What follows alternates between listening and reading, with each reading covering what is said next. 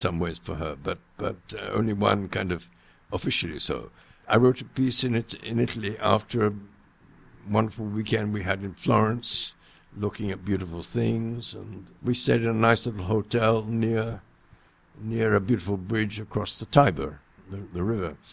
It's called by the name of the bridge, which is Ponte delle Grazie. I don't think I know how to translate it. You're listening to For Matisse off of Martin Joseph's 2015 album, Roundabout. Stay close.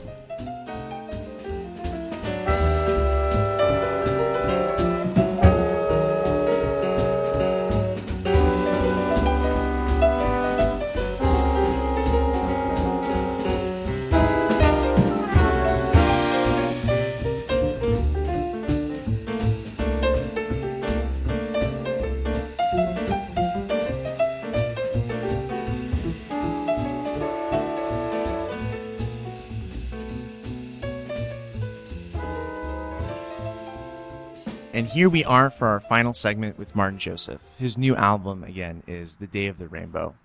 You've listened to and loved music for more than 3 times as long as I've been alive. Yes. How do you listen to music, and how has your listening changed over time?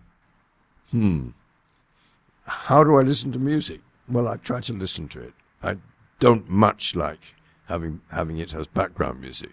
I don't much like having great music as background music. There is some music maybe that is nice, but is, can be background music. But on the whole, I like really listening.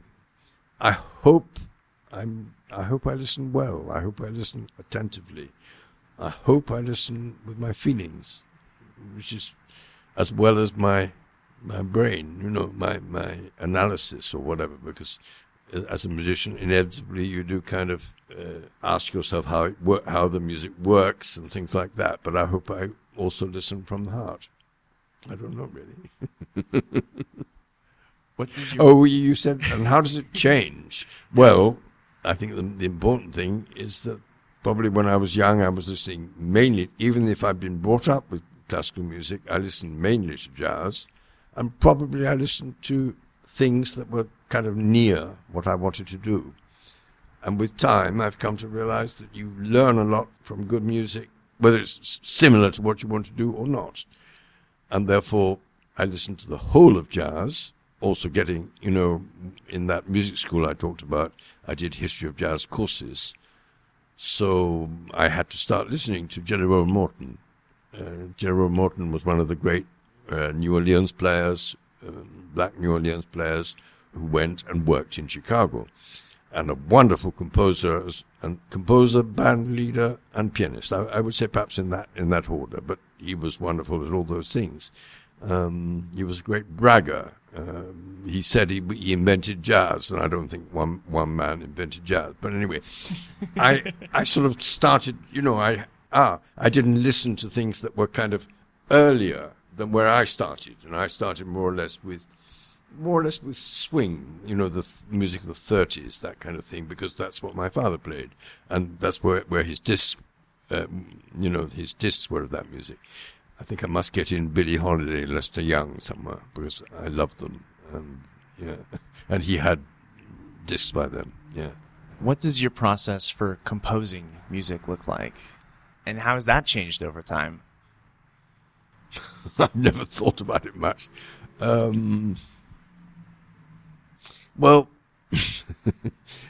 so often I write a new piece because, it's about time we had some new repertoire in the group, and there's a gig coming up, and so I write a piece. But then, then maybe something comes to my mind that I've seen, or a person I've met, or a place I've been to, and that maybe gives me an idea of the kind of atmosphere I want, But I don't think it's changed all that much, except that I think and hope I'm a bit better at it.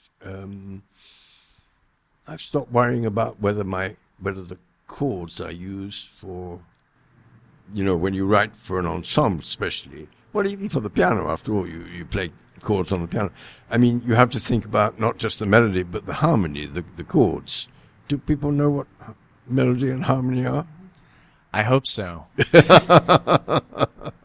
I was told the other day had to talk about something in music. Do you really think people here know the difference in melody and harmony? Because they don't. So I explained it, but I'll spare you that. So the kind of chords I write, both for myself to play on the piano and for the arrangements for four horns, they're not according to any rule book. They're what sounds good to me. And I may take a long time before, finding the exact right chord, right chord or right, right color. It's less a chord really, but a sound, the right color. Because I want the music to sound fresh. Much jazz is very routine. I'm happy to say that here in Chile there's some very fine musicians and very good groups. But still, if you don't choose your day, you can get people who are really rather routine. For example, you have 6 people, and every piece begins with a unison. That means everybody playing the same thing together. A unison version of the theme, and then the trumpet solo, and then the saxophone solo, then the second saxophone solo, the trombone solo, the piano solo, the bass solo, and probably in exchanges with the drummer. Always in the same order. And of course, by the time the poor bass solo comes, for the person who's listening, it's probably the right moment to go to the bathroom.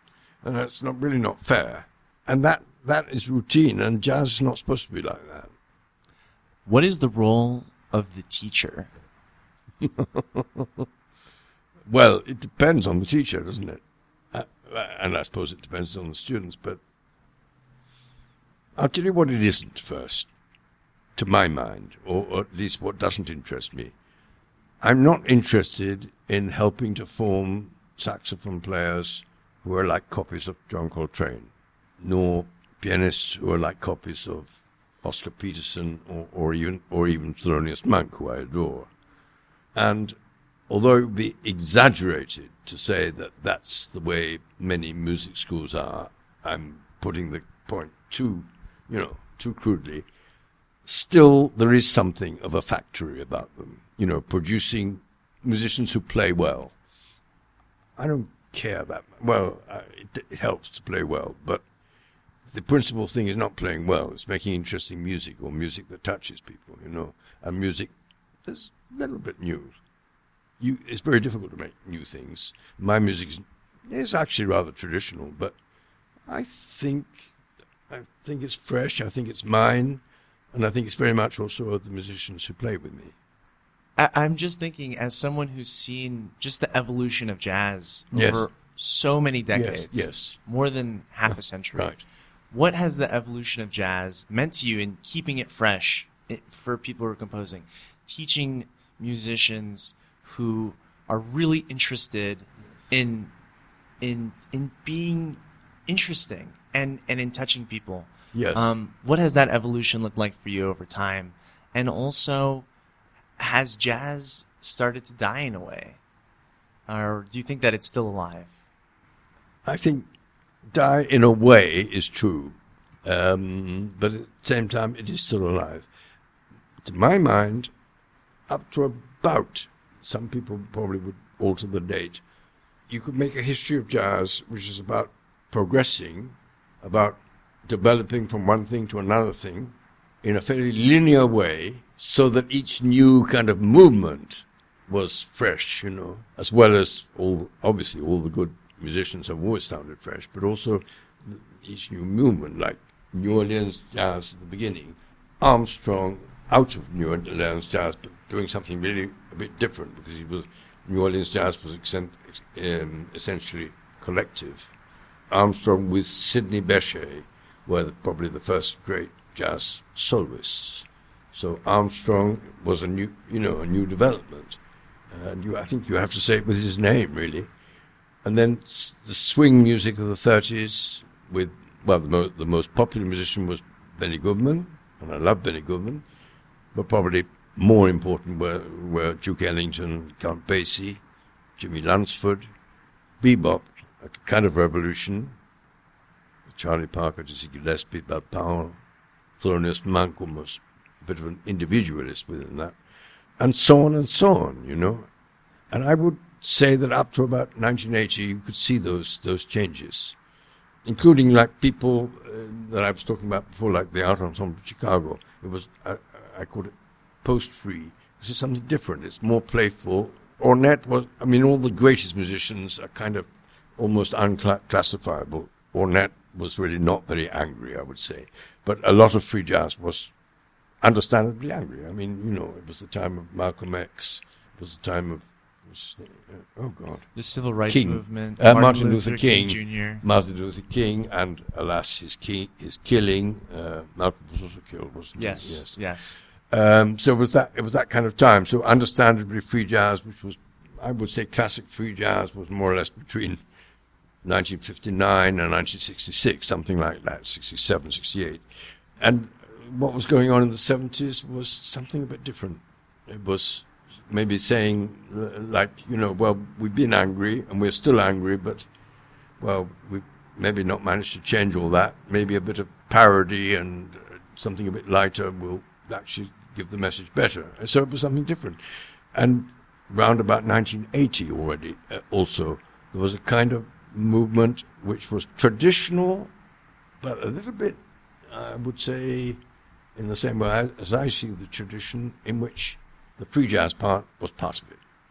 There are other people, not much later, but a bit later, Wynton Marsalis, wonderful trumpeter, wonderful jazz musician, but I don't like his ideas very much. He tends to eliminate, like, free jazz was the music of people who didn't really know how to play, according to him. So I didn't like his thinking very much. He tends to eliminate the free jazz part from the equation. So there were people. I mentioned the name of Henry Threadgill. Check him out. He was from Chicago. I think he's probably in New York now. I was actually looking up Henry Threadgill because you had recommended for me to check him out at the Thelonious Bar, and I saw that he, I think just a couple of years ago, had performed a special performance at the Library of Congress in Washington, D.C., and it was amazing. I actually watched this last night for about an hour and maybe 12 minutes, and he's a flautist, if I'm correct. He does jazz flute. Jazz flute.